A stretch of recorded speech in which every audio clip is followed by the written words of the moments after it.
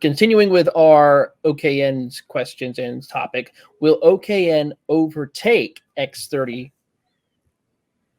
Yeah, we get this a lot, right? I think we talked about it a little bit last week. OKN is more expensive up front. We're hearing retail prices around 5,500. Built out motor. The motor retails in the U.S. box stock around 4K, but it won't be competitive because you can build it more. Longevity, it is supposed to go a little longer, but at the end of the day, where the OKN is going to lie in our market is only at the national championships. And at every national championship race, you're going to rebuild that thing right before the weekend and you're going to run it for 4 hours. So you're going to only put 4 or 5 hours on a piston and you're going to do a full top end and maybe a full bottom end. So expense wise, it's going to be more. The only opportunity is a dream that we've talked about that maybe by having multiple engine manufacturers, you will get free opportunities for drivers that don't get them in the spec classes to run an engine. Wes Duchak, for example, is an X30 guy that's run with RPG, has run with PK. I love Wes. I don't want to talk down on him, but he's not put up top 10 results consistently. He's gotten there every once in a while, but he's a top 20 kind of guy. This weekend, he got an opportunity with Modena-backed DR to go race at Stars that he wouldn't have shown up otherwise. That's cool.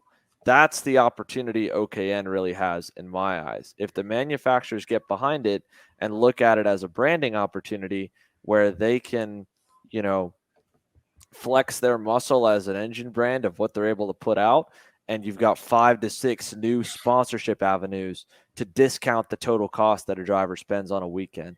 That's the only competitive advantage it has. The other advantage it has is that people believe that the X30 class was dying because the parity was going out the window in 2022. The parity has come back in 2023.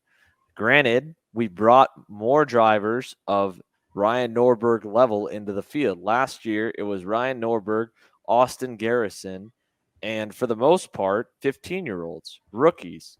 They're not going to be at the level those guys are. They might be able to hit the same fast lap.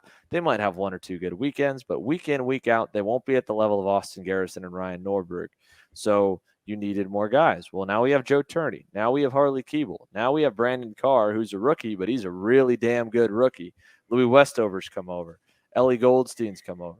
You got more guys, and they've tightened up, obviously, the pipe policy. That's cleaned that up. I don't think that was the reason why RPG won last year. I've said that on here before.